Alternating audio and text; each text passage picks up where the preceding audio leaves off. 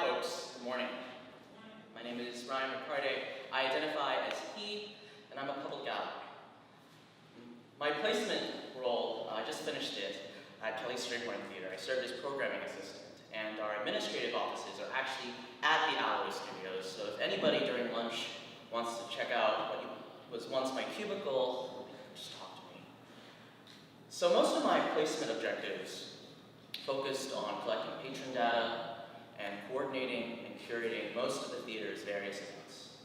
In a nutshell, it was exhausting. But I think I learned a lot of important things, like how people respond to people. I should thank Executive Director Janera Solomon for that. Or how people respond not to what you do, but why you do it. That's Simon Sinek. I should thank Jamelia for, pointing me out to him. But what I'm going to be focusing on today is my favorite lesson. And it's that people respond to genuine curiosity. When I first started here, I never really worked in an office setting before.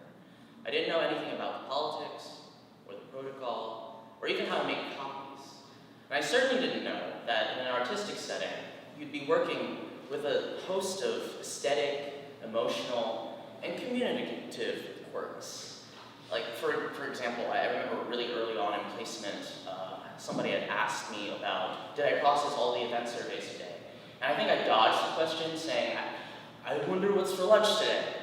And there are myriad explanations for this. Most of the staff here is not older than 45. The HR here is relegated to one basic managing director. A lot of us conceptualize our departments as separate silos, and our fearless and insightful executive director is not in the office often.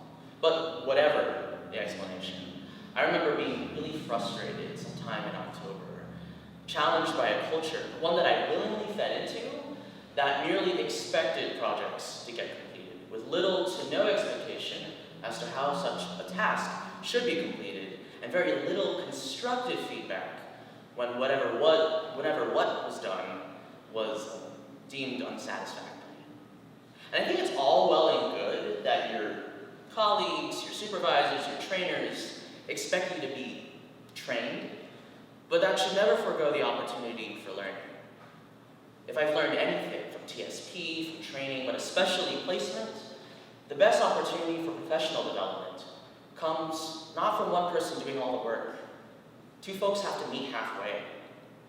There were too many times when I was merely expected to read someone's mind, and too many times when I expected others to read mine.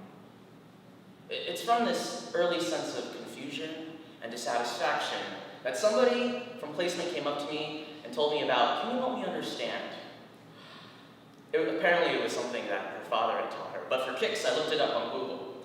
On Google there is a handbook of organizational and managerial wisdom that utilizes can you help me understand as a handy tool in the motivational interview.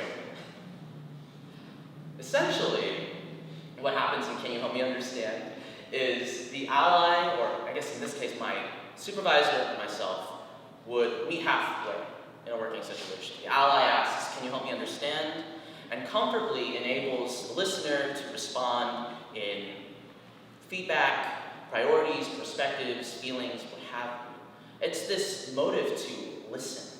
And listening to understand that disarms what could be a tense situation. So I'm going to stop right over here and confess something to a lot of folks that probably know this already. I am a cynic. I am skeptical. I am wary. I am better at shutting your idea down and seeing potential. I'm far more comfortable with the idea of letting my emotions stew before saying what I truly say or truly feel at a time when you don't ask for it. I think we all get that. I think we all get proud and stubborn and angry, especially when other people say that we're proud and stubborn and angry. I think that's fine. I also think it's exhausting.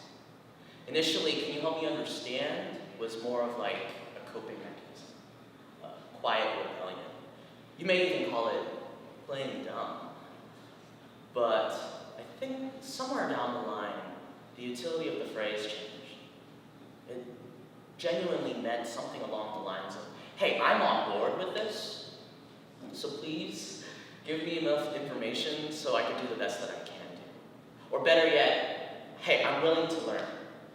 So give me enough so I can learn. It became more of a marker of being more open-minded, curious, adventurous even.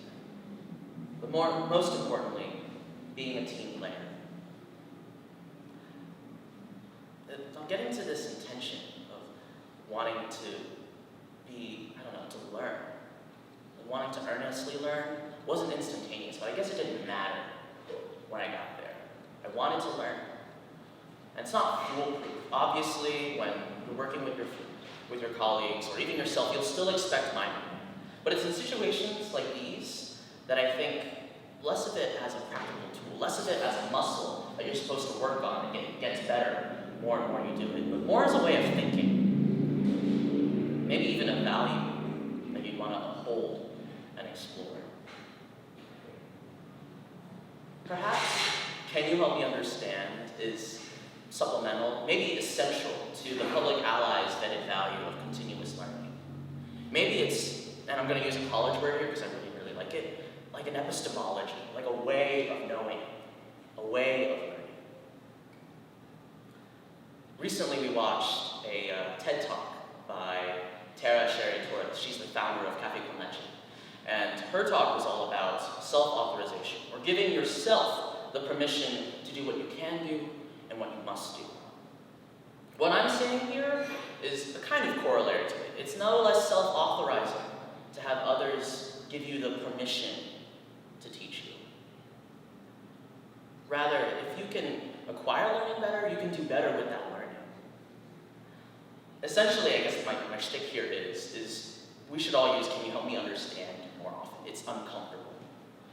But if I've learned anything from being a public ally, it's that there is nothing more terrifying or rewarding as being vulnerable.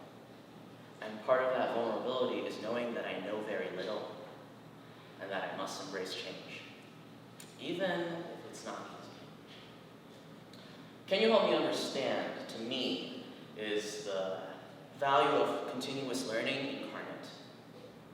To ask for help, to listen, to really listen, is a surefire way to collaboration, focusing on assets, diversity and inclusion, and integrity.